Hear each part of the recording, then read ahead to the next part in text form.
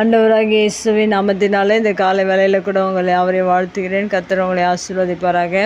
இந்த நாளிலே கூட நாகம் புஸ்தகம் 1ஆம் அதிகாரம் 7ஆம் வசனத்தை கூட வாசித்து தியானிக்கலாம். கர்த்தர் நல்லவர், இக்கட்டு நாளிலே அரணான கோட்டை, தம்மை நம்புகிறவர்களை அறிந்திருக்கிறார். மிக அருமையான வசனத்தின் முதல் பகுதியில் கூட கர்த்தர் நல்லவர் என்று சொல்லப்பட்டிருக்கிறதாம். மெய்யாகவே நம்முடைய தேவன் நல்லவராக இருக்கிறார். நல்லவராக இருப்பதனால நமக்கு அநேக நன்மைகளை, ஆசீர்வாதங்களை நம்முடைய வாழ்க்கையில் ஒவ்வொரு நாளும் செய்கிறவராக இருக்கிறார். இந்த வேத வசனத்தில் கூட 2 காரியங்கள் இங்கே சொல்லப்பட்டிருக்கிறது.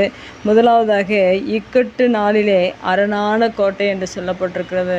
நம்முடைய தேவன் நல்லவராக இருப்பதினால நம்முடைய வாழ்க்கையில் அநேக இக்கட்டுகள், அநேக துன்பங்கள், அநேக நெருக்கங்கள், வேதனைகள் வரும்போதெல்லாம் தேவன் நமக்கு அரணான கோட்டையாக இருக்கிறார். பாதுகாப்பாக நம்மை எல்லா இக்கட்டுகளிலிருந்து நம்மை மீட்டு விலக்கி காத்து கொள்ளுகிற தேவனாக இருக்கிறார். இப்படிப்பட்ட நல்ல தேவனை நாம் ஒவ்வொரு நாளும் நம்ப வேண்டும். அவரை சார்ந்து வாழ்வதற்கு நாம் கற்றுக்கொள்ள வேண்டும். இப்படிப்பட்ட தேவனை நாம் ஒவ்வொரு நாளும் ஆராதிக்க வேண்டும்.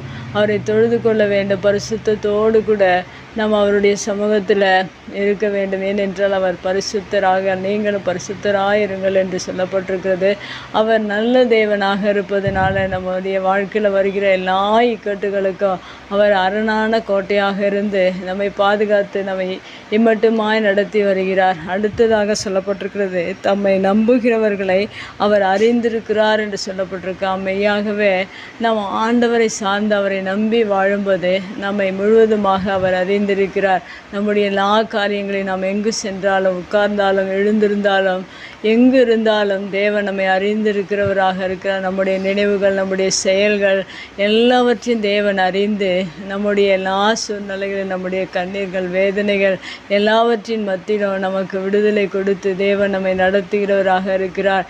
எந்த மனிதனும் ஒரு மனிதனை முழுமையாக அறிந்து கொள்ள முடியாது. ஆனால் தேவன் நம்மை நன்றாக அறிந்திருக்கிறார். அதுவும் தம்மை நம்புகிற பிள்ளைகளை அதிகமாக அவர் அறியும்படியாக விரும்புகிறார். அவர்களை அறிந்து அவர்களுடைய எல்லா சூழ்நிலைகளின் மத்தியிலும் அவர்களுக்கு உதவி செய்து அவர்களை நடத்தி அவர்களை ஆசீர்வதித்து அவர்களை உயர்த்தி நமக்கு எல்லா நேரங்களிலும் பாதுகாப்பாகவும் நமக்கு எல்லா நன்மைகளையும் செய்கிறவராக அவர் இருப்பதினால முதலாவது இந்த வசனத்தில் சொல்லப்பட்டிருக்கு, கர்த்தர் நல்லவர் என்று சொல்லப்பட்டிருக்கிறது. நம்முடைய தேவன் நல்லவராக இருப்பதினால நம்மை அறிந்து நம்முடைய தேவைகள் எல்லாவற்றையும் சந்தித்து நம்மை நடத்துகிற தேவனாக இருக்கிறார். நமக்கு இக்கட்டு வரும்போதெல்லாம் நமக்கு உதவி செய்கிற தேவனாக இருக்கிறார். பாதுகாப்பாக கொடுக்கிற தேவனாக இருக்கிற இப்படிப்பட்ட தேவனை நீங்கள் ஒவ்வொரு நாளும் ஆராதித்து அவரோடு கூட ஐக்கியமாக இருந்து அவரோடு கூட வாழ கற்றுக்கொள்ளுங்கள். கர்த்தர் உங்களை ஆசீர்வதிப்பார். கண்களை முடிச்சு வைக்கலாம். எங்கள் அன்பு தகப்பனே, தர்மியான வார்த்தைக்காக நன்றி செலுத்தி எங்களுடைய வாழ்க்கையில் நீர் நல்லவராக இருந்து எங்களை எல்லா இக்கட்டுக்கும் விலக்கி காக்கிற தேவன், எங்களுக்கு அரணான கோட்டையாக பாதுகாப்பாக எங்களை ஆசீர்வதிக்கிறவராக இருக்கிறபடினால உமக்கு நன்றி செலுத்துகிறோம். இன்னும் ஆண்டவரே, உம்மை நம்புகிற பிள்ளைகளை நீர் முழுமையாக எங்களை அறிந்து எங்களுடைய தேவைகள், எங்களுடைய எல்லா சூழ்நிலைகளின் மத்தியில் எங்களுக்கு உதவி செய்ய நீர் நல்லவராக இருப்பதனால உமக்கு நன்றி செலுத்துகிறோம். உடைய வார்த்தை கேட்கிற ஒவ்வொரு பிள்ளைகளுடைய வாழ்க்கையிலும் நீர் நல்லவராக இருந்து அவர்களுடைய எல்லா இக்கட்டுகளிலும் நீர் அரணான கோட்டையாக இருந்து அவர்களை நடத்துவீராக. நீர் அவர்களை அறிந்து அவர்கள் எல்லா தேவைகளையும் நீர் சந்தித்து வழிநடத்த போகிற தயவுக்காய் நன்றி செலுத்துகிற இந்த புதிய நாளிலே கூட நீர் நல்லவராக இருந்து ஒவ்வொருவரையும் நடத்த போகிறதற்காக உமக்கு நன்றி. இயேசுவின் நாமத்தில் ஜெபங்கள் நல்ல பிதாவே, ஆமேன்.